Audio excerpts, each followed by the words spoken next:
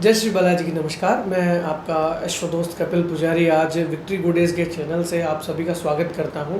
आज मेरे साथ मौजूद है मेरी माता श्रीमती विजया लक्ष्मी पुजारी। तो आज हम आपसे ये जानना चाहते हैं कि जन भ्रांतियों में, जनश्रुतियों में ये प्रचलित है कि भगवान श्री कृष्ण और राधिका जी का विवाह नहीं हुआ था या राधिका जी का विवाह किसी अन्य व्यक्ति से हुआ था। तो इस बारे में जो भी भ्रांतियाँ हैं उन्हें शास्त्रोक्त वचन से तोड़िए और इस पर प्रकाश डालिए। श्री राधाय स्वाहा। कृष्णाय वासुदेवाय हरिये परमात्मने प्रणत क्लेश नाशाय गोविंदाय नमो नमः। श्री राधा और कृष्ण का विवाह हुआ था। वृंदावन से 7 किलोमीटर दूर भांडीरवन है जहाँ पे इनका विवाह हुआ था। स्वयं ब्रह्मा जी ने आके गंधर्व विवाह करवाया था और आज भी वहाँ की इनके विवाह की साक्षी के वटवृक्ष 4 वटवृक्ष है जो मौजूद है। एक कूप है वो इनका साक्षी है।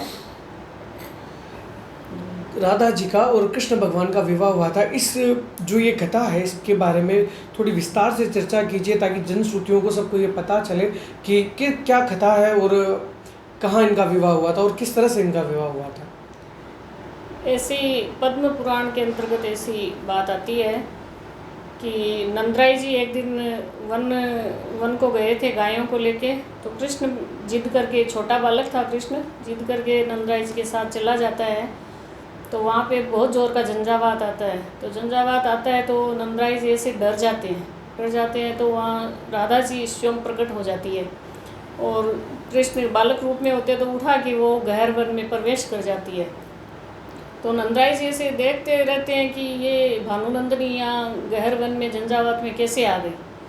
तो नंदराय जी को ऐसे फिर बोध करवाती है श्री राधा जी की मैं राधा नहीं हूँ, मैं वृषभानु की लड़की नहीं हूँ, मैं तो स्वयं विष्णु प्रियतमा हूँ, लक्ष्मी हूँ, ये नारायण है।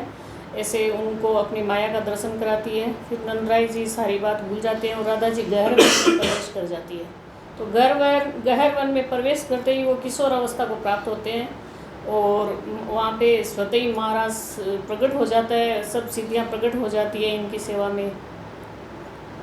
यानी भगवान श्री कृष्ण और राधिका जी का विवाह बाल्यावस्था में हुआ था, मगर माया से जब उनका विवाह हो रहा था तब उन्होंने किशोर अवस्था को धारण कर लिया था। हमें उस स्थान के बारे में, उन वटवृक्ष के बारे में जो कि एक कूप का वर्णन कर रही थी, उसके महत्व के बारे में बताइए। वटवृक्ष जो साक्षी है, 4 वटवृक्ष है, 2 तो श्वेत वर्ण के हैं, 2 कृष्ण वर्ण के हैं और पास में ही समीप ही कूप है। उस कूप का जल बहुत निर्मल है। वो ऐसे मान्यता है, उस पद्म पुराण के अनुसार ऐसा लिखा गया है उसमें कि ये सतयुग में भी था, त्रेता में था, द्वापर में भी था और कलयुग में भी है। ये लुप्त था। तो राधा जी को एक दिन प्यास लगती है तो भगवान बांसुरी से उस कूप को प्रकट करते हैं। उसका स्वच्छ निर्मल जल है। और ऐसी भी मान्यता है कि सोमवती अमावस्या को उसमें दुग्ध धारा भी आती है।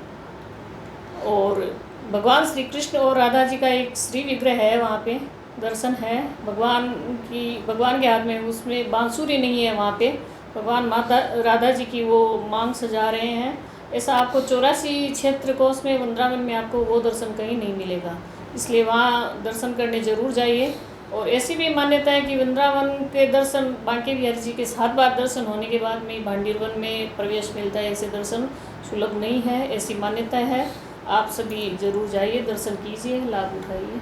तो बांके बिहारी जी की और राधा रानी जी की आप सभी पे कृपा बनी रहे। वृंदावन जब भी जाएं तो बांके बिहारी जी के दर्शन करने के पश्चात भांडीरवन के दर्शन भी कीजिए।